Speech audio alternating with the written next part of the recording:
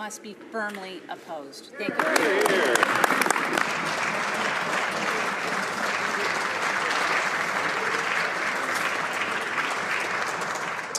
The honourable member for Milton will have 5 minutes for questions and comments when the House next returns to debate on the question.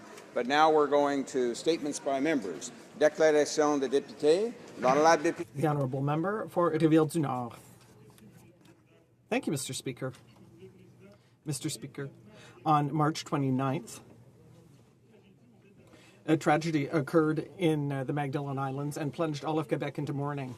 On my personal behalf and on behalf of the Bloc Québécois, I would like to express my most sincere condolences to the family and friends of these 7 victims of this awful accident.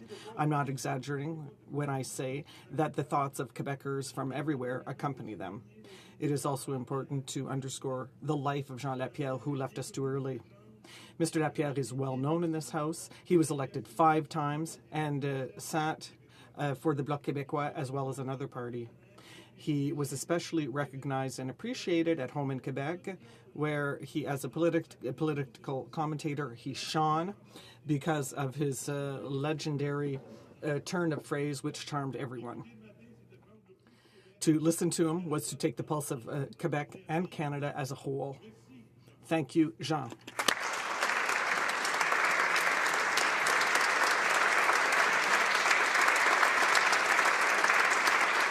The honourable member for Mississauga Lakeshore. Mr. Speaker, I rise today to honour an incredible team, Dr. Iggy Caneff and his wife, Mrs. Didi Caneff, longtime residents of my riding of Mississauga Lakeshore. When Dr. Caneff arrived from Bulgaria in 1951, he was nearly penniless and did not speak any English. Through exemplary hard work and a strong entrepreneurial spirit, Mr. Speaker, Iggy has since become one of Canada's most successful real estate developers and a patron of the sport of golf. In recognition of his business achievements and philanthropic efforts, Dr. Caneff has received numerous high honours over the last 65 years, among these prominently the Order of Ontario. 8 years after arriving in Canada, also from Bulgaria, Didi Caneff founded the Ignat Caneff Charitable Foundation in 1986. Didi Caneff is a community leader in her own right, Mr. Speaker, who tirelessly champions the arts, local charities and hospitals, and health and social services. Mr. Speaker, I would ask all members of the House to join me in honouring and acknowledging the truly remarkable and inspiring achievement of Dr. and Mrs. Caneff. Thank you. The honourable member for... Thank you, Mr. Speaker. I rise in the House today to honour a great Albertan, George Lane. George Lane was a legendary rancher and is a member of the Big Four, a founding father of the Calgary Stampede. As a former owner of the Bayou Ranch, the National Historic Site in my riding of Foothills, he was also, the Bayou Ranch is still a living tribute to our Canadian cattle industry. George Lane epitomized the Western spirit, a tireless work ethic, a community leader, and a visionary entrepreneur. And this weekend, George Lane will be inducted into the prestigious Hall of Great Westerners at the National Cowboy and Western Heritage Museum in Oklahoma City. This is considered among the greatest honours in Western culture, and George Lane will be the first Canadian ever inducted into the Hall. I look forward to joining fellow Albertans this weekend in Oklahoma to honour George Lane's outstanding achievements.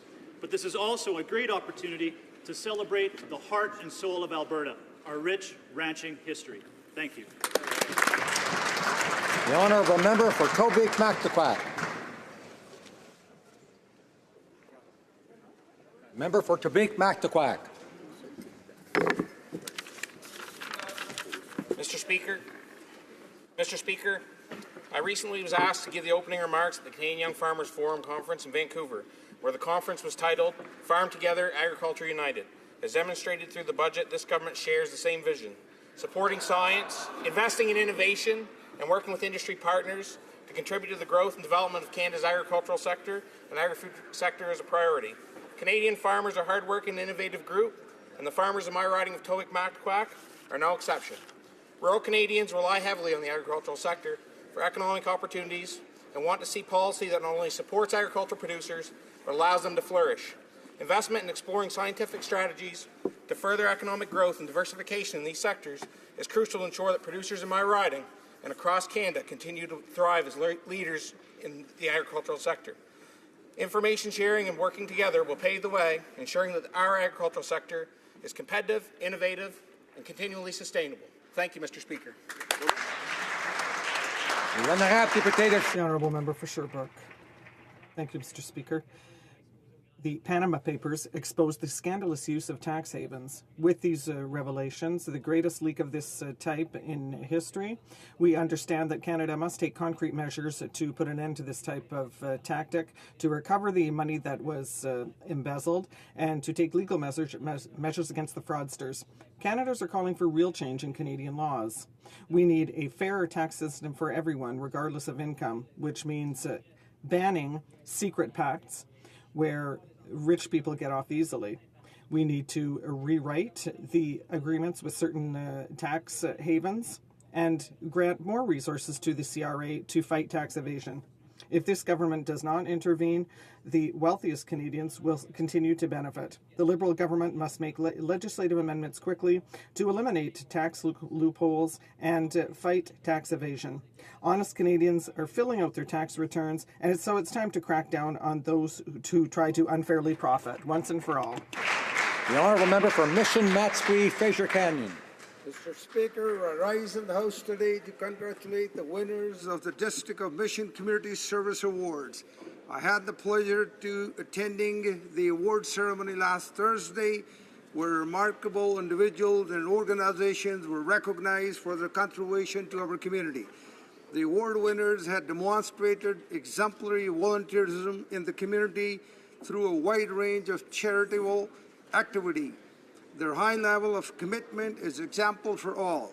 I'm proud to take this opportunity to recognize these residents for being exceptional leaders. I would like to thank them for their outstanding service to our community, Mr. Speaker. Thank you. The Honourable Member for Calgary Nose Hill.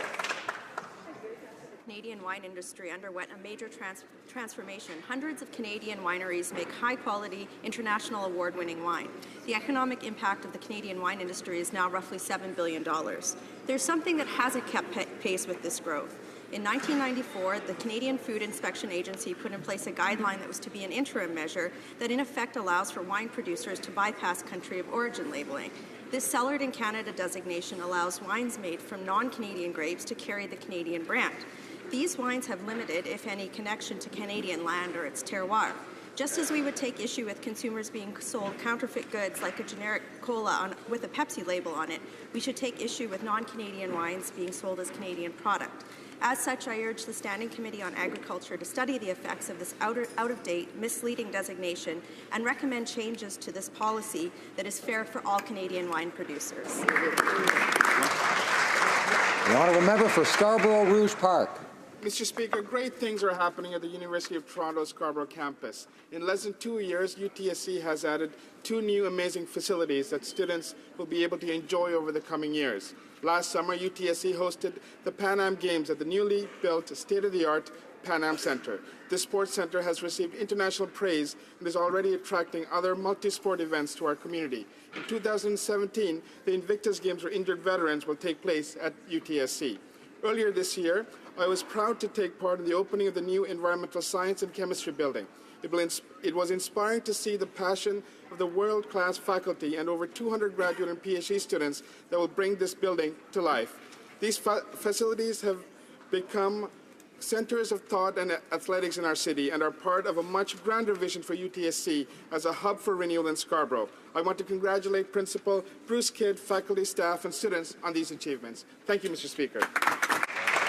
The Honourable Member for Brampton South. Mr. Speaker, Waheguru Ji Ka Khalsa, Waheguru Ji Ki Fateh. The Sikh community in Canada today is celebrating Khalsa Day. It is a day of great joy and happiness. It all comes from the day Guru Gobind Singh Ji originated the Khalsa Panth, the equality of all Sikhs, the importance of sacrifice for the greater good, and the teachings that we share as our values. It is also the time we celebrate how the harvest becomes golden brown. The history of our religion and culture makes us unique, but also more united. I'm proud to be a Sikh MP along with all the other Sikh MPs and ministers, the most in Canadian history. Sikh history, culture, and religion are being celebrated in places across the country, like in my riding of Brampton South. On behalf of Brampton MPs, I'm wishing all Sikhs across Canada a very happy Vaisakhi and happy Khalsa Day. Vaheguru Ji Ka Khalsa, Vaheguru Ji Ki Fateh. Thank you, Mr. Speaker.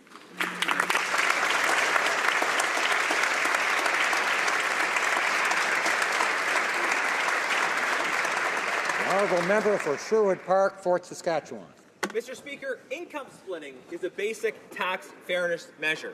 It means that two families with the same family income pay the same amount of tax. Now, our government believed that all families deserved tax cuts and deserved equal treatment under the tax code, regardless of their childcare choices. And we didn't believe that a family should pay higher taxes just because they make the sacrifice to spend time off work at home. In my riding, I know many families who make these kind of sacrifices. Moms and dads, some professionally trained, making sacrifices to do what they feel is best for their kids. Now, we shouldn't tell parents how to raise their children, but we should respect their choices and honor all of those who sacrifice for their kids. Now, it is unfair that this budget does away with this vital tax fairness measure. Families in my riding want me to oppose this budget because it raises their taxes, and you can be sure that that's exactly what we will do. The honourable member for Winnipeg Centre. Monsieur le Président, cette semaine... Mr. Speaker, this week marks the 22nd anniversary of the genocide in Rwanda. We remember the hundreds of thousands of people killed in senseless violence based on identity politics. But this is also a time to acknowledge the progress that has been made. I would like to acknowledge the work of the citizens of Rwanda and Burundi in moving beyond ethnic divides and tribal loyalties. Even though this work has just begun, I, as an Indigenous Canadian, encourage the leaders of Rwanda and Burundi to build on the work of their citizens and create modern nation states that are based on human rights, dignity, democracy, and the rule of law, so that they become beacons to the world. Zay.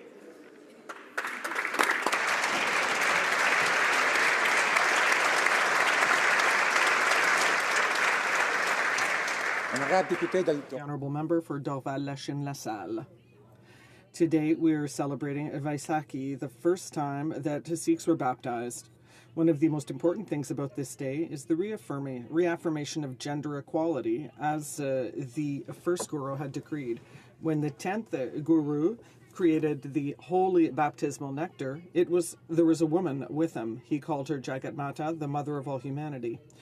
Her contribution underscored the importance for the Guru that we are all equal.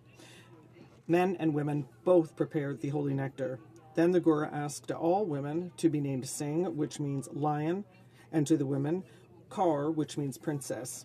This meant that men had to respect women as if they were princesses, that they should be revered, because without women there would be no men.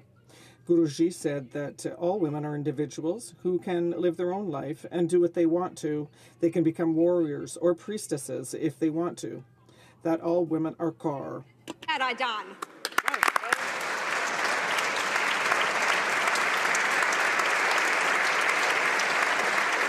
The honourable member for Grand Prairie Mackenzie. Well, thank you, Mr. Speaker. The oil and gas industry is an essential part of Alberta's economy. I'm proud of that industry, and I'm proud of the people who work there. Over the past number of months, we have seen over 100,000 hardworking Albertans lose their job.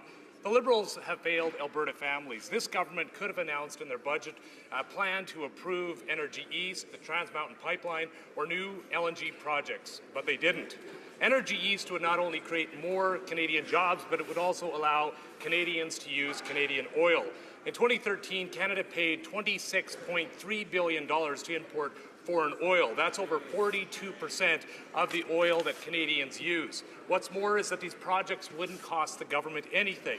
In fact, they lead to more government revenues that could be used to pay for better education, better health care, better infrastructure for all Canadians. It's time for the Liberal government to reverse their opposition to pipelines. It's time for the Liberal government to stop making life more difficult for Alberta families. It's time for them to start defending opportunity and prosperity, hope for all Canadians.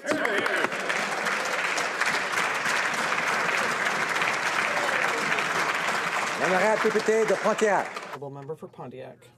On behalf of so many Canadians, to express my profound gratitude to Dr. Jane Goodall, the world-renowned primatologist and conservation activist. From Dr. Goodall's trailblazing chimpanzee research to her ongoing Roots and Shoots youth education initiative, her positive influence spans geographies, cultures, and generations. Quand elle parle de la conservation, When she talks about conservation and the destruction of habitat, she pleads with compassion for those who cannot speak for themselves, as she has already said. I truly believe that only when we work with the head and the heart that change can occur. We know the big impact our small choices can make. Mr. Speaker, Dr. Goodall's message of hope knows no partisan boundaries. And this afternoon at the reception that we're co-hosting with one of the members of Parliament, I am so excited to ask her as to whether the democratic debates that she hears in this House how they compare with the dispute resolution that she's heard for so many years with the chimps in Tanzania. I fear that we will suffer by comparison.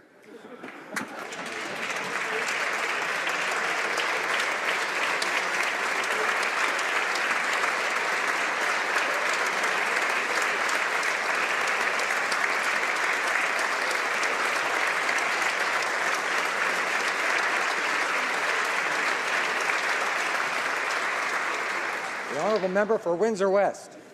Mr. Speaker, I pay tribute today to Kevin Stubbington, a truly inspirational man from my community who recently passed away at the age of 64.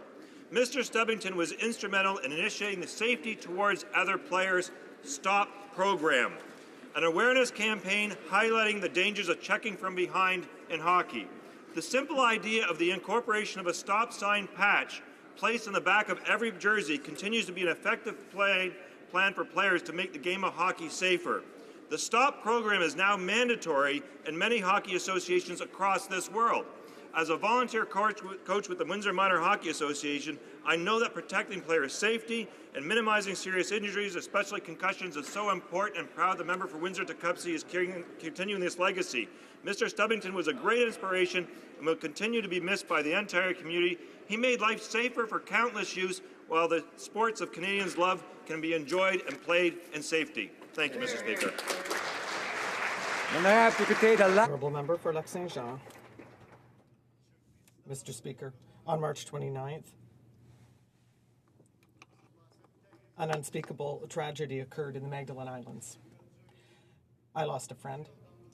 Many of us lost a friend or a former colleague. The Quebecers lost someone who listened to them, and Canadians lost someone exceptional. Jean Lapierre loved politics, and he loved the public. He was elected when he was only 23 to Parliament, so he was able to indulge these ambitions and passions. Canadians were also able to discover over his career an outstanding communicator, someone who could explain the political scene to them, which made our world more accessible and more easily understandable. Personally, I appreciated his vivaciousness and his honesty. Even though I didn't always agree with everything he said about me, I accepted them because he was direct. He told me exactly what he was thinking, and I always appreciated that. And we know that Jean Lapierre was a great Magdalen Islander. Throughout his life, Jean Lapierre, his mission was to serve the public. On behalf of all my colleagues in the official opposition, I would like to offer my sincerest condolences to the family, especially the mother of Jean Lapierre. We have a particular thought for her, and as he said, salut, salut, Jean.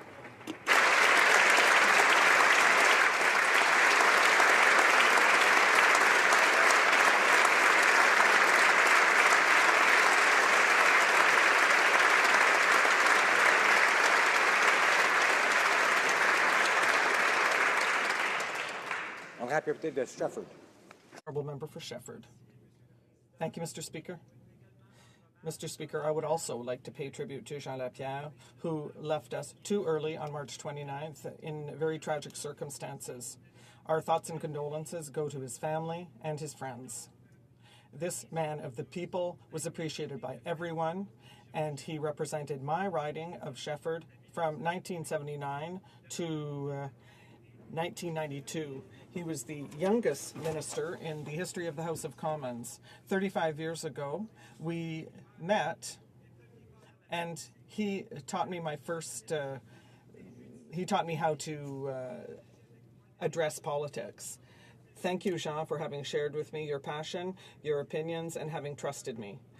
He remains for me a great friend and a mentor with unbelievable political flair, and I shared many good times with you. You are positive, you loved life, and you always had something cheerful to say. He was influential, he was an excellent communicator and worker, and he was someone who explained the political scene to everyone and made it accessible. Salut, salut, Jean. You will be missed.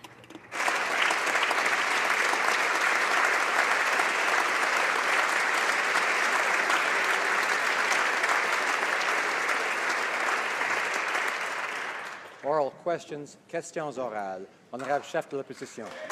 Honorable Leader of the Opposition. Mr. Speaker, Alison Azer's 4 children were kidnapped and are now thought to be in Mahabad, Iran. She's been in touch with the RCMP but is extremely frustrated with the lack of response from this government. She's worried that her daughters may be subjected to female genital mutilation and that her older son may be sent to a madrasa. We understand, based on communications between our offices, that the Minister of Foreign Affairs is open to a meeting. Will the Minister confirm today that he will meet with Mrs. Azer? The Honourable Prime Secretary of Foreign Affairs, Consular Affairs. Speaker, I want to thank the Honourable Member for her question. The safety and well-being of the Azer family continues to be a priority of this government. As I have done before, the Minister of Foreign Affairs would be happy to meet with Ms. Azer and to continue collaboration in the pursuit of the return safely of her children to Canada. Canadian consular officials and law enforcement agencies continue to work domestically and internationally with the relevant agencies to make sure that we return the kids safely home. The Honourable Leader of the Opposition. Well, Mr. Speaker, small business owners are hard-working, middle-class Canadians, but the Liberals have betrayed them. The Liberal promise to cut taxes for small businesses has vanished into thin air. Why is this government breaking its promise and hanging Canadian small business owners out to dry? Honourable Minister of Finance. Mr. Speaker, we are very proud of Budget 2016 for many reasons, but one of the most important reasons is what it will do for our economy and how much it will help small and medium-sized businesses. We are helping the Canadian middle class by improving their situation. That's going to improve every single consumer of small and medium-sized businesses in this country. We're going to grow the economy, and that is going to make business in Canada much more successful in the future. The Honourable Leader of the Opposition. Mr. Speaker, the Liberals are spending $30 billion of borrowed money, but not a dime of it is going to small businesses. It's not a question anymore of delaying their promise to cut taxes for small businesses. Now they've admitted they don't even have a timeline for it. Mr. Speaker, is the Prime Minister ignoring small businesses because he still thinks, as he did in the election, that they're actually just ways for wealthy Canadians to cheat on taxes? The Honourable Minister for Small Business and Tourism. Thank you for the question, Mr. Speaker. And on the celebration of Vaisakhi on the Hill, let me take this opportunity to wish everyone a happy Vaisakhi. I want Canadians to know that small business is implicit throughout the entire budget. When it comes to small business owners, they are middle-class Canadians. The tax cut will benefit not only customers and clients, but small business owners themselves. We know very well that the wealthy 1% are most likely not our small business owners. We are here to represent them. What our members opposite need to recognize is that in this country that people have views and opinions. This government is listening and is working with the entrepreneurs and the people that we represent. We know what small... Honourable Député de Lac-Saint-Jean. The Honourable Member for Lac-Saint-Jean.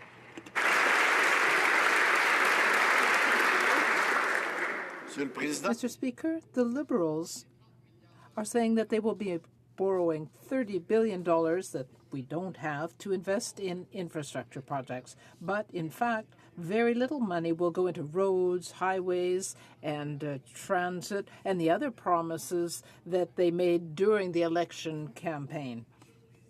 Mr. Speaker, Canadians understand that they cannot trust this government. How can the government, the Prime Minister, justify a $30 billion deficit by giving so much money for infrastructure to help the economy recover? So we are proud to invest $120 billion over the next 10 years to build and rebuild Canadian infrastructure. Out of that $120 billion, Mr. Speaker, $10 billion will be invested in first 2 years in transit, in social infrastructure, building roads and bridges, supporting communities throughout the country, regardless of their size. This is the investment that will help us grow the economy, make our economy more productive, and build communities that are strong, sustainable, and inclusive for all Canadians to live in.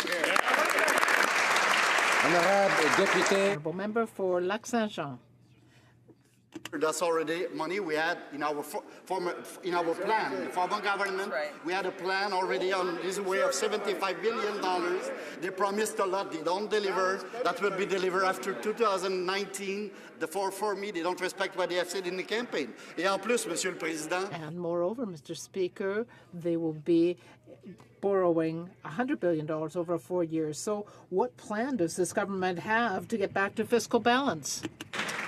Mr. Speaker, the money that honourable member is talking about, none of that money has been invested in the Canadian economy for the last 2 years. We will invest that money immediately, as well as $10 billion more on top of the Building Canada Fund. We are committed to supporting municipalities build the critical infrastructure that is necessary to grow the economy. We will do that with additional money, and we will do that by expediting the money that should have been invested in 2014 and 2015 construction season. Honourable member for New Westminster Burnaby.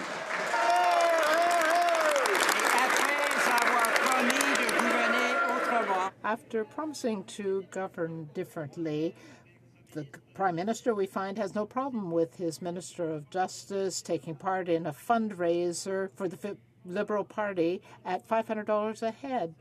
The Open and Accountable Government Guide on Ministers' Conduct indicates that there must not be any preferential access or appearance of that in exchange for political donations. Can the Prime Minister tell us why he can't even follow rules that he set himself? Thank you, Mr. Speaker. Fundraising is an activity that every member of this House engages in. Thankfully, on a federal level, there are strict rules in place that determine how fundraising activities occur. We do not take donations from corporations. We do not take donations from unions. And in advance, I proactively sought to seek the opinion of the Ethics Commissioner, to which there was no conflict.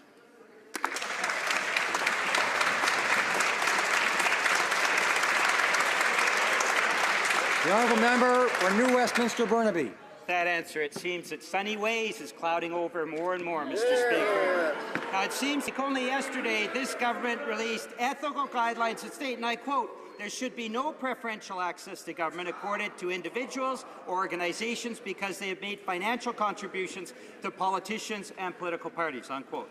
Even Conservative Bev Oda, in an ethically challenged government, was caught in the same type of scandal and gave back the contributions. Why won't the Justice Minister do the same thing? The Honourable Government House Leader. Mr. Speaker, my friend opposite is obviously struggling with a very basic concept. The Liberal Party raises money in accordance with all the rules under the Canada Elections Act.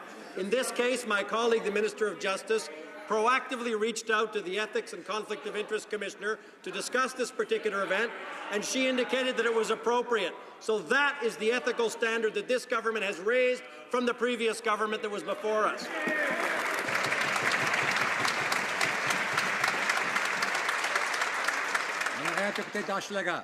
Honourable member for Hochelaga. Things just keep getting lower. The troubling world of tax havens. And new reports raise questions about the Canada Revenue Agency's failure to act. A senior CRA employee crossed the floor to work for KPMG while the company was under investigation for setting up a tax sham. Why does the minister continue to defend the secret sweetheart deal for wealthy KPMG clients? How can Canadians take them seriously?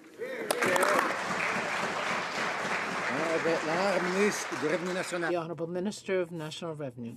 Thank you, Mr. Speaker. The Canadian public should certainly be concerned. This government is doing everything it can to fight tax evasion, and we are taking action. The government has allocated over $400 million to the agency to fight tax havens and tax evasion. The Panama Papers are continuing to make the public upset. Multinationals and well-connected people are taking advantage of legislation to be able to get out of their responsibilities. The minister announced new measures, but she did nothing when her former official went to KPMG. So why is the minister continuing to defend this agreement? The Honourable Minister. Mr. Speaker, at the CRA, there have been rules in place for a long time for those that leave the agency, and in 2014, all employees became subject to those rules. It would be inappropriate to comment on a specific case because of privacy concern, but we are certainly looking into this carefully. Member for Red Deer Lacombe. Well, Mr. Speaker, on January 18th, 2014, the member for Wascana wrote to the Ethics Commissioner asking that she investigate the former member for St. Boniface after she attended a political fundraiser. The member from Wascana stated in his letter that any breach of the Conflict of Interest Code undermines the confidence that Canadians have in our elected MPs. Given the nature of the Justice Minister's fundraiser this past week, how can the member complain on one hand and turn a blind eye to last week's Liberal fundraiser? The Minister of Justice. Mr. Speaker, I take my ethical responsibilities incredibly seriously. Fundraising, as I said, is an activity that every member of this House engages in. Another reality in terms of fundraising is to broadly engage with the public and have discussions. I would never place myself into a conflict of interest, and that is why I proactively engaged with the Conflict of Interest and Ethics Commissioner prior to attending this event.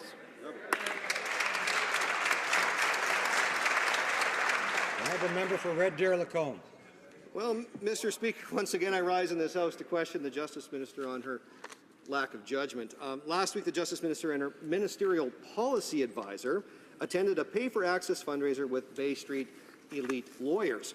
While leaving the event, the minister stated she was attending the event as a regular MP policy advisor in tow. Mr. Speaker, does the Justice Minister really expect Canadians to believe that high-priced Ontario lawyers paid $500 a plate to meet from the Member of Parliament for Vancouver Granville? Honourable Minister of Justice. Mr. Speaker, I attended this event as a Member of Parliament, as all Member of Parliaments do. My policy advisor attended as a volunteer, paid her own way, and she lives in and has... Order. I'm having trouble hearing the member. Order.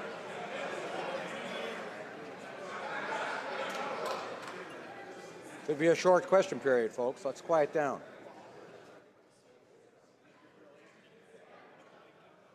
The honourable member for St. Albert. No, sorry, the Minister of Justice has the floor. Thank you, Mr. Speaker. To the member's question, I attended this fundraising event as all members of Parliament attend fundraising events. I was accompanied on a voluntary basis by my policy advisor. She paid her own way, having been a long-standing resident of the Toronto area. The subject matter of which I spoke about in terms of the fundraising, or what we talked about, was Canadian politics, being involved in politics, and ensuring that everybody has the ability to have their voices heard, which is what I talked about.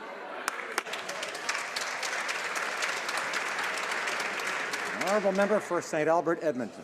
Mr. Speaker, last week the minister attended a pay-to-play fundraiser in which attendees were invited to pay in return for access to the minister. The Minister of Justice has a duty not only to be independent, but to be perceived as independent, which this minister has clearly compromised. So, will the minister do the right thing, stand up, apologize, and return the pay-to-play cash?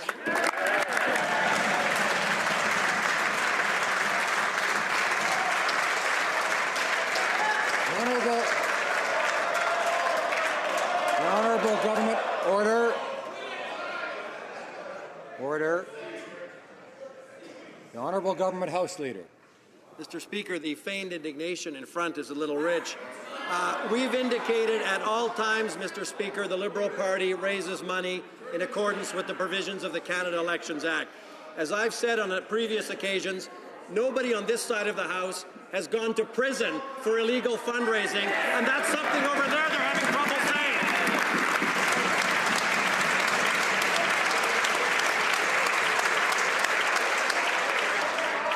The Honourable Member for St. Albert, Edmonton, order.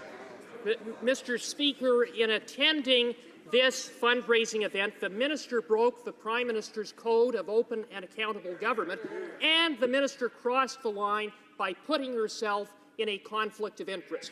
So in order to clear the stench from this sordid Liberal fundraising affair, will the minister release the list of attendees?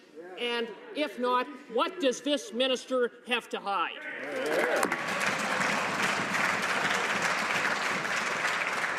The Honourable Government House Leader. Mr. Speaker, on this side of the House, we have nothing to hide. The member knows full well all of those donations are disclosed according to law every quarter. The member can spend the whole evening searching the internet. Good news, it's coming to a computer near him. And while he's up asking questions, perhaps he should ask his colleague from Red Deer about fundraising activities where Senator Duffy went to his riding, and in fact they even threatened litigation with the riding association over that event.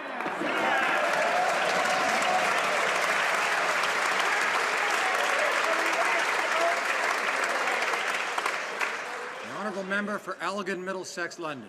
Mr. Speaker, Budget 2016 provides $20 million to the First Nations Finance Authority, the same organization that the Minister of Justice chaired, the same organization that the Minister of Justice's husband lobbies for. There is a clear conflict of interest here. The Prime Minister states that his ministers must uphold the highest ethical standards, and the impartiality of government is to be maintained and enhanced. Does $20 million to an organization so intertwined with the Justice Minister and her husband seem impartial?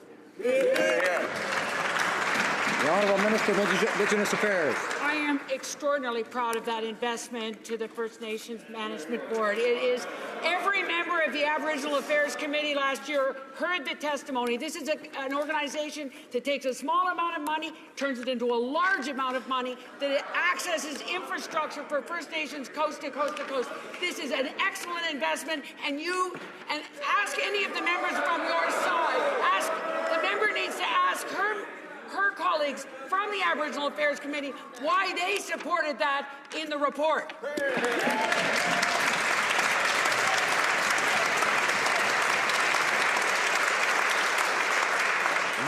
The Honourable Member for Lévis-Lobinière. Mr. Speaker, last week the Minister of Justice said that she went to Toronto for a fundraising activity only as the member of Vancouver-Grenville. So she wants to make us believe that people that she met with at that cocktail party in Toronto wanted to hear about issues relating to her Vancouver riding. Let's not be naive. If I go to Toronto, nobody wants to talk to me about issues relating to my riding of Lévis-Lobinière. Can the minister stop taking us for fools and tell us that she was there as the Minister of Justice? The Honourable Minister of Justice. Thank you, Mr. Speaker. I did attend a fundraising event.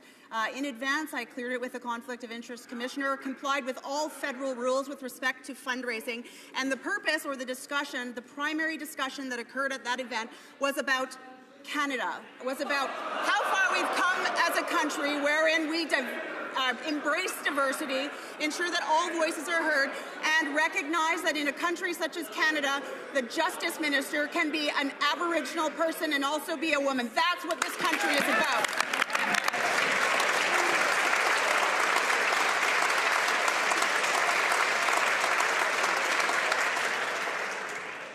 The Honourable Member for Abitibi Bay James, Nunavik, EU. Thank you, Mr. Speaker. Let's go from Bay Street to Attawapiskat. On Saturday, the chief of Attawapiskat once again had to declare a state of emergency because of an epidemic of attempted suicide by young people in his community. The Prime Minister says he's saddened by this, but the reality is that the situation is getting worse and nothing is being done. The government refused to hold an investigation. There are requests for mental health services that are often refused, and young people are being abandoned. Why is the government not taking action to end this tragedy? Minister of Health. Mr. Speaker, I thank the honourable member for his question and for changing the topic in the House. This is one of the most serious and pressing tragedies that our nation is facing. I am devastated by the situation that has taken place in Attawapiskat. I am working with my colleague, the Minister of Indigenous and Northern Affairs, to respond to this tragedy. I have been in conversation yesterday with National Chief Bellegarde. I spoke today with the Chief Shishish from Attawapiskat. We have now 5 new mental health workers in the community. We are responding both with immediate needs and long-term needs for this community. The honourable member for Timmins, James Bay. Thank you, Mr. Speaker. As parliamentarians, our primary responsibility is to make sure the children in this country have hope, and we're failing them. I want to thank the Minister for positive words on Attawapiskat, but as the community said to me this morning, it shouldn't take a state of emergency to get mental health workers to fly into a region where we've had 700+ suicide attempts. There was no money in the budget for mental health services for Indigenous children. I want to ask the Minister, what's it going to take to end this cycle of crisis and death among young people? What are the concrete steps for the long term that they're going to put on the ground, not just in Attawapiskat, but all the Indigenous communities of this country? Well done, sir. The Honourable Minister of Health. Mr. Speaker, the honourable member will find no argument with me that, in fact, we need to find a way to restore hope for these communities, and particularly for the young people who consider taking their lives. In fact, the budget, as the honourable member may know, includes $8.4 billion in funding for Indigenous communities. It is these funds that will actually restore hope to communities. When we invest in education so that these young people will have a standard of education that every Canadian child should have, it will renew hope. When we invest in these communities so that people will have adequate housing and not be faced with overcrowding, we will find hope. Member. The honourable member for Milton. Mr. Speaker, the government says that we're in a recession, but the evidence from Statistics Canada is that we're not. The government says they're going to be financially transparent, but the evidence from the Parliamentary Budget Officer is that they are not. The government says that they are the saviors of the middle class, but the evidence from Finance Canada, which was just forced out of them by the Parliamentary Budget Officer, is that they plan on slashing this help to the middle class by 75% by 2021. So let's just cut to the chase here, since we know where this is going. Can the Finance Minister tell us today which taxes he's actually going to raise on us? The Honourable Minister of Finance. Mr. Speaker, I'm proud to be able to talk about taxes in our budget. We started on January 1st by reducing taxes on 9 million Canadians. We moved forward with our Canada Child Benefit, which gives more money to 9 out of 10 families with children, on average $2,300 more. We are in a situation where we are helping people who've not had the help they've needed over the last generation. We are improving the lot of middle-class Canadians, and we're going to grow the economy so for the future, for their children and their grandchildren, they will be in a better position. The honourable member for Milton. Speaker, the minister should know from his finance department that the median average wage for the Canadian middle class in the past 10 years rose 13% under this mandate. Mr. Speaker, the minister said that he consulted private sector economists for predictions to the economy. He didn't take their advice. They promised and advised many times that they would reduce the small business tax. They didn't take small business tax advice either, Mr. Speaker. So this is the question I have for him. Why is he even bothering to consult with small or big business in this country when he's not going to take their advice? Honourable Minister of Finance. Mr. Speaker, we were happy to consult with Canadians. We had more than 250,000 people who were touched by our pre-budget consultations. We listen to Canadians across the country, small business, big business. What we've done is we've made a real difference for small and medium-sized business by helping middle-class Canadians. We're investing in the future of Canada through a new innovation plan that's going to allow us to grow our economy over the long term. This is what Canada needs at this time, and we are going to make a real difference for future Canadians. Honourable Member for Louis Saint Laurent. Mr. Speaker, the government likes to crow about its great principles, but it doesn't apply them. On the contrary, look at transparency. The government has abolished transparency measures for unions and Indigenous people, and now the Parliamentary Budget Officer has put in his report that it can't provide full information because the government has not provided the information. So why did the government hide this information? Why this lack of transparency? Mr. Speaker, we are very proud of the 2016 budget. We have been open and transparent with Canadians. We have introduced measures that will help the economy. We know that the Parliamentary Budget Office is an important institution. We heard from the PBO and we provided the information within the first week so that there is enough information to work on. The Honourable Member. Thank you. Some things are being forgotten here because we know that the budget figures have been exaggerated. The government is talking about 143,000 new jobs, and the director says that it will be about 86,000. The director has concluded that there were excessive numbers in the forecasts, and this complicates the work. Why is the government refusing to give the proper information and fiddling the numbers? Ministre des Finances. The Honourable Minister of Finance. Of what we put in the budget, it's open, it's transparent. We are talking here about how much we're going to grow the economy. That's the debate. We are confident that our measures to help Canadians today with tax cuts, with benefit changes, our measures for the future with infrastructure expenditures and with the new innovation plan will make a real difference over the long term, allowing us to grow the economy. And we are happy to have the debate on exactly how much it will grow the economy. Yes. The Honourable Member for Essex. Mr. Speaker, what on earth will it take for the Liberals to stop backing the TPP? Nobel Prize-winning economist Joseph Stiglitz calls it, and I quote, the worst trade deal ever. He warns it will erode workers' rights, kill Canadian jobs, and reverse the principle of polluter pay, making governments pay billions for any attempt to protect the environment. Can the minister confirm that Stiglitz explained to her the serious problems with the TPP, and will she tell the House which part she didn't understand? Now the Minister of International Trade. Mr. Speaker, the NDP condemned the TPP without even reading it. That's not how we're doing it. We promised during the campaign to consult, and that is what we're doing. Joe Stiglitz, as he said in his interviews, is a friend of mine, and I talked to him often. I spoke to him last week about the TPP. But I would like to urge the honourable member to talk to her own NDP colleagues. For example, Jen Anthony, an NDP delegate at the convention on Sunday, who said cattle producers are significant benefactors of this deal. It allows for a better open market. The Honourable Member for Berthier-Masconoget. Mr. Speaker, there's growing opposition to the Trans-Pacific Partnership. Last week, the Nobel Prize winner for economics, Joe Stiglitz, sounded the alarm for workers.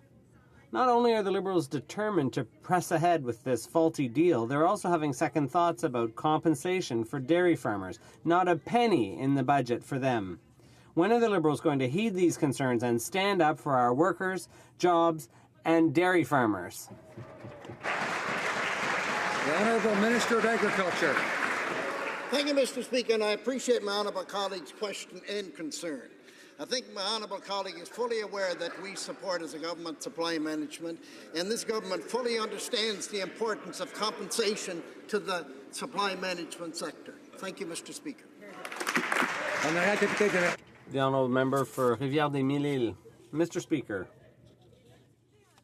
Canadian companies, their online transactions have more than doubled in 6 years. In 2013, they were put at $136 billion.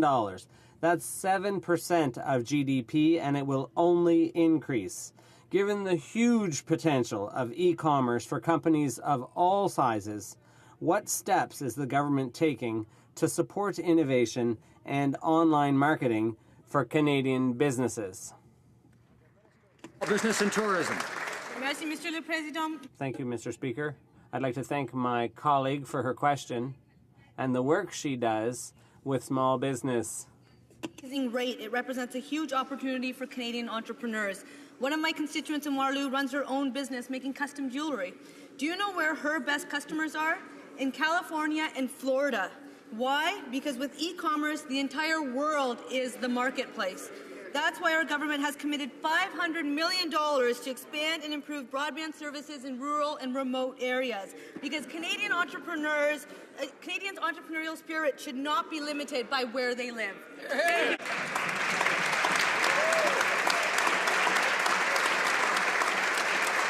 Now the member for Foothills. Mr. Speaker, shrimp season has just opened in Newfoundland. Today we've heard that the Quinlan's Brothers processing plant, which employs about 700 people, has suffered a devastating fire. This disaster will not only impact the community and local plant workers, but also the fishermen who land their catch at Baie Verte. Are the Liberals going to immediately move to give special EI access to these affected workers? The Honourable Minister of Employment. The Honourable Minister of Employment. Thank you, Mr. Speaker. Obviously, we're devastated by the news that we've had this horrible fire in Newfoundland, and we continue to monitor the situation. There were workers that will be out of work. We're hoping that we're able to assist them to find other opportunities in the region. The Honourable Member for Souris Moose Mountain. Mr. Speaker, it's obvious from the budget that the Prime Minister did not teach geography. He has no idea where the oil and gas industry in Saskatchewan is actually located. EI benefits will only be extended in Saskatoon and northern Saskatchewan, nowhere near the oil patch in the southeast. The Prime Minister then insulted us by telling us that we should be thankful they haven't been hit harder. Why are these Liberals discriminating against Canadians who have lost their jobs in the energy sector in southeast Saskatchewan? Honourable Minister of Employment. Thank you, Mr. Speaker. The overall situation for the oil and gas sector and more broadly the resource sector has been very tough. In fact, certain areas of Canada have seen enormous and rapid increased unemployment. A target of 2% very rapidly and sustained was identified. When we used that screen on every region of Canada, 12 regions met that target. We continue to monitor the situation across Canada and are very proud to be rolling out $2.5 billion worth of benefits to help those regions and every other Canadian. Honourable Member for Regina Capel. Mr. Speaker, the people of southern Saskatchewan are more than just a cold-hearted formula. The minister's budget speech was full of flowery imagery. Wherever the sun shines and the wind blows and the unicorns roam happy and free. But touchy-feely words and Care Bear stares won't create jobs. Instead, the Liberals are making the employment problem worse by blocking private sector solutions like Northern Gateway and Energy East. They're only treating the symptoms with their EI changes, and they can't even do that fairly. Will the minister show some compassion and abandon this cold-hearted formula that punishes southern Saskatchewan? Honourable Minister of Employment. Thank you, Mr. Speaker. We're proud that there are a number of economists, many economists, that have identified that the fact that we're identifying a 2% increase in unemployment in a sustained and sharp way actually identifies the areas that need a direct attention. We are monitoring the situation from coast to coast to coast, and will continue to do so as the situation progresses. Member for Lakeland. Mr. Speaker, the Prime Minister flippantly said Albertans should be pleased they haven't been hit harder. More than 100,000 energy workers have lost their jobs. Alberta's unemployment is almost unprecedented. In fact, it was only higher when his dad was PM.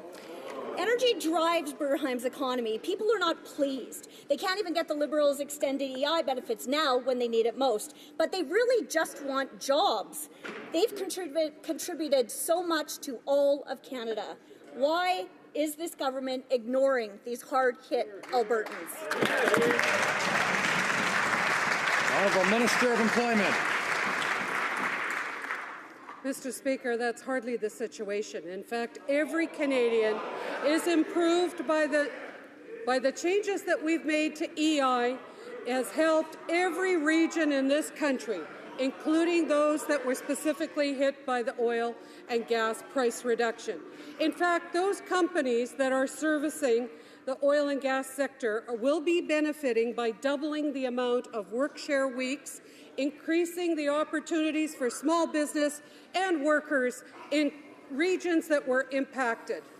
The honourable member for Churchill to Watanuck-Askey. Mr. Speaker, this government is leaving Western Canadians who are unemployed behind. So instead of helping everyone, they are picking winners and losers. Last week, Statistics Canada pointed out that unemployment in Edmonton increased 34% over the last year.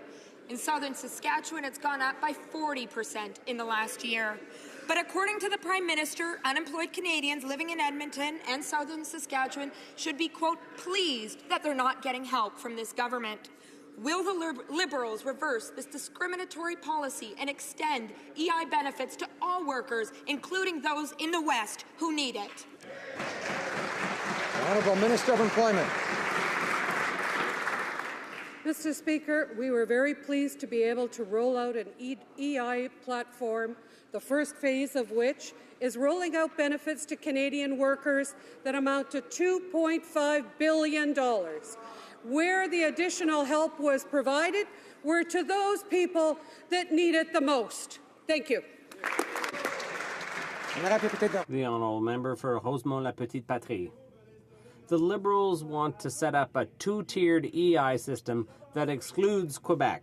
They're abandoning the Saguenay-Lac-Saint-Jean area, which has lost 7,000 jobs in the past year.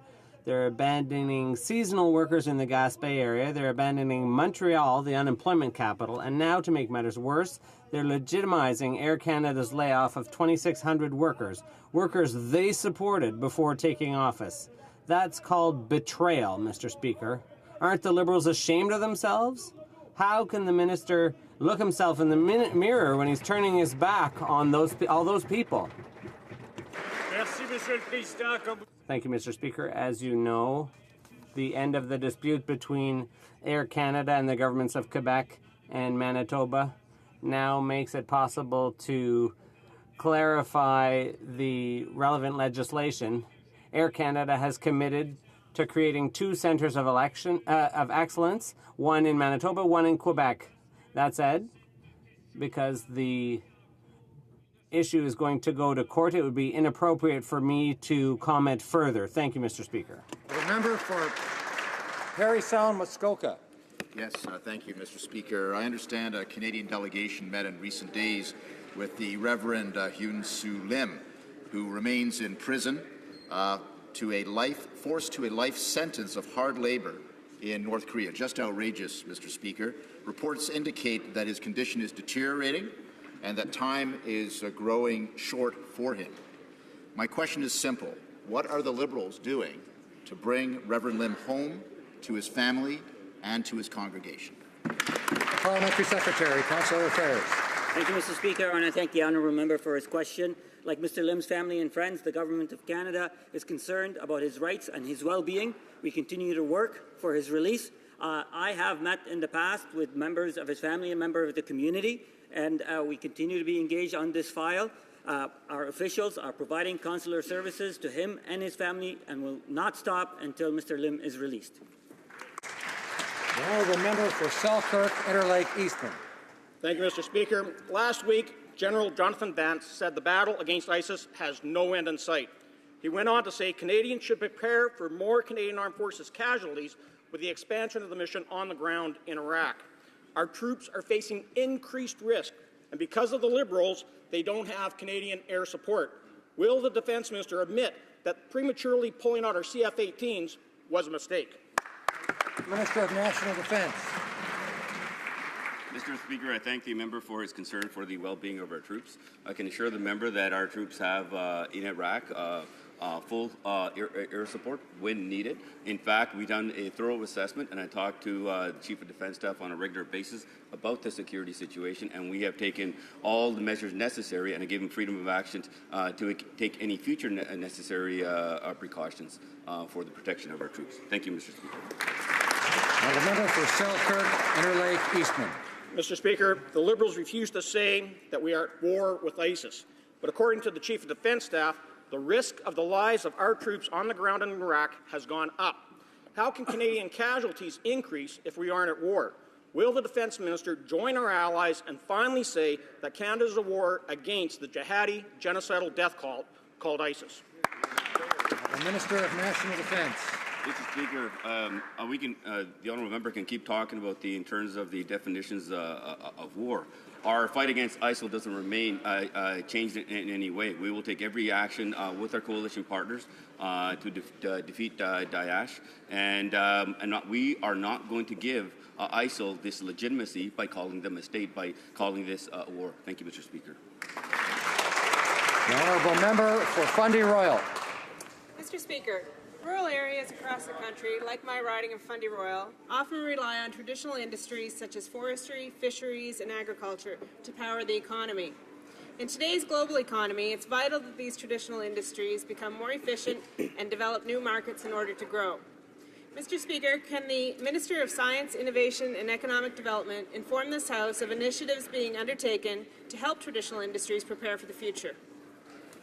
The Honourable Minister of Economic Development. I'd like to, Mr. Speaker, thank the member from Fundy Royal for her question and her relentless work in supporting this region. And I'd also like to thank the member for her great work with the provincial government in announcing new investments in Sussex community. This $350,000 investment will support 3 great New Brunswick companies. And these investments through HoC will help businesses expand, hire more people, and purchase equipment. It's not simply about growing these great companies, it's about growing this great region. Thank you very much, Mr. Speaker. Honourable member for Sherwood Park, Fort Saskatchewan. Burma's Rohingya Muslims are heavily persecuted, but the minister was just in Burma and didn't even mention the Rohingyas. When the government killed the Office of Religious Freedom, they said it was just about doing the same work a different way. Well, so much for that. Because the office is gone, the projects have stopped, including projects in Burma, no replacement has even been announced, and there is no money in the budget for international human rights. Are all these changes coincidental, or is turning away from human rights the price to buy votes from dictators at the UN? Honourable Parliamentary Secretary for Foreign Affairs. Thank you, Mr. Speaker. The promotion and protection of human rights, including freedom of religion, belief and conscience, is an integral part of Canada's constructive engagement in the world. Global Affairs is continuing this important work, and its professionals are working hard on a transition to a comprehensive vision on human rights, including religious freedom, of course. Dr. Bennett and our staff are working together. As a multicultural and multi-faith society, Canada is well positioned to champion peaceful pluralism, respect for diversity, and all human rights. Honourable member for Windsor West. The Ontario Power Generation wants to dump and abandon radioactive nuclear waste next to the Great Lakes. They cannot say that this waste will not leak, nor have they considered any other options. Burying nuclear waste has a 100% failure rate. Burying the last set of nuclear waste actually caught on fire. Mr. Speaker, this madness has to stop, and at the risk of the health and safety of our future generations, including my daughter and many others youth who are visiting Ottawa today, we need to say no. This is on the minister's desk right now. Will he stop the plan to dump nuclear waste down a hole, walk away, and leave it for future generations? The Honourable Parliamentary Secretary for Environment. Thank you, Mr. Speaker. The government is committed to restoring the confidence in environmental assessments and ensuring that decisions are based on the best available scientific evidence. As the honourable member knows, this is under active consideration. The minister had asked for an extension to consider alternative sites. We're going through that process, but you can rest assured, Mr. Speaker, that the decision will be based on science and data. We will make those decisions in a responsible and sound environmental manner. Honourable member for Toronto Danforth. Mr. Speaker, last month we celebrated International Women's Day. Although that important day has passed, we must remain vigilant and remember that women and children across Canada are disproportionately affected by domestic violence.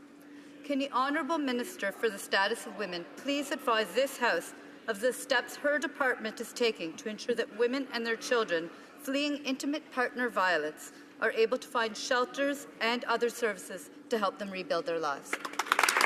The Status of Women. Thank you. Thank you, Mr. Speaker, and thank you to the Member of Parliament for Toronto Danforth. Mr. Speaker, ensuring women and their children are free from violence is a priority for this government, and that is why I'm working with my colleagues and experts across the country to develop a federal gender-based violence strategy. But shelters are also key to supporting this goal, and it's why we announced in our budget that we will create over 3,000 shelter spaces over the next 2 years, ensuring that more women have a safe place to turn in violent situations. By enabling women and girls to live violence-free, we can move closer to gender equality. Thank you. Honourable member for Kamloops, Thompson, Caribou. Mr. Speaker, we're hearing from band members across this country who want to know that the Prime Minister's $8.4 billion in the budget is going to have a real, meaningful impact on their lives. We're also hearing that they're very concerned that of the gutting of the First Nations Transparency Act. When the Liberals refuse to allow First Nations to access spending information on reserves, it does impact their lives. Why won't the Liberals allow First Nations community members to have the same access to information of all Canadians? The Minister of Indigenous and Northern Affairs. Mr. Speaker, the member well knows that members of First Nations communities do have access to all the audited statements. If they do not have access, they can get that straight from my office, and those requests are very, very rare. And that was the reason we opposed the bill, because First Nations hadn't been consulted. We all want accountability. You just can't do it top-down. The Honourable Member for Rivière-du-Nord.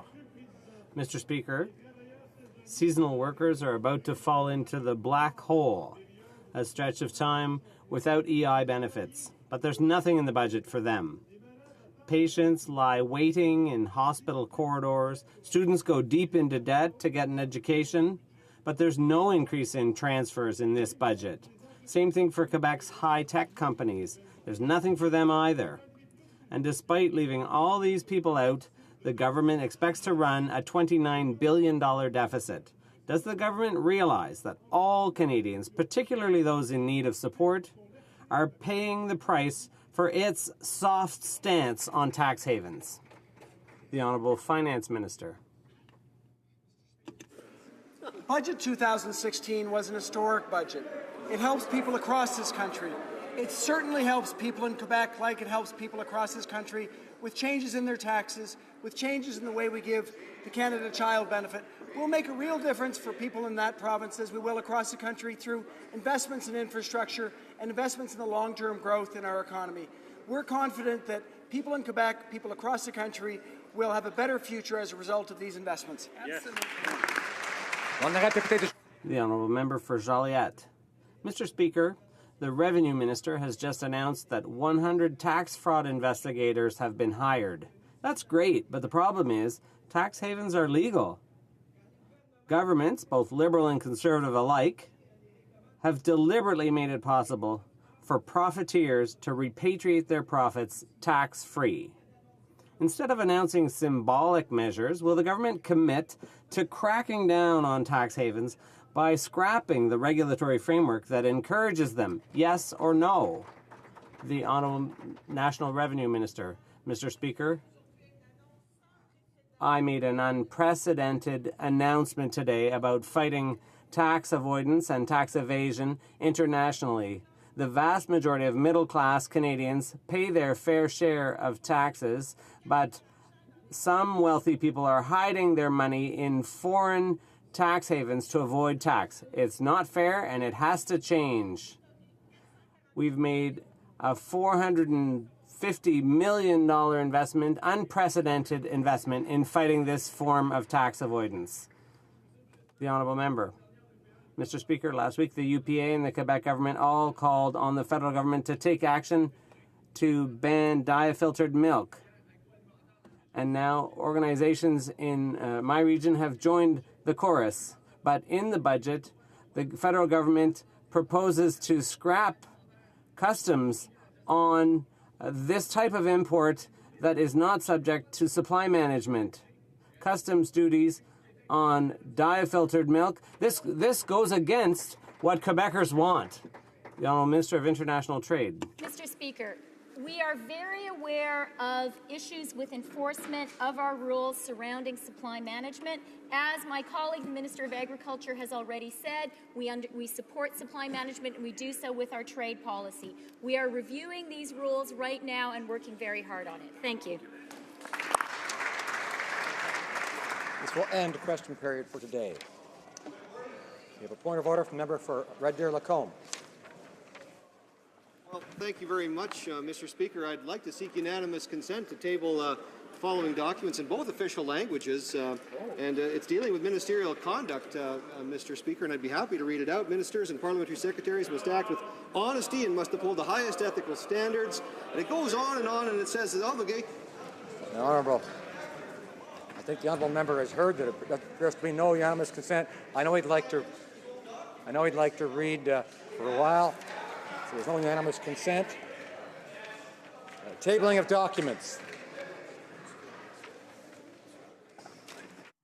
Secretary to the Minister of Foreign Affairs.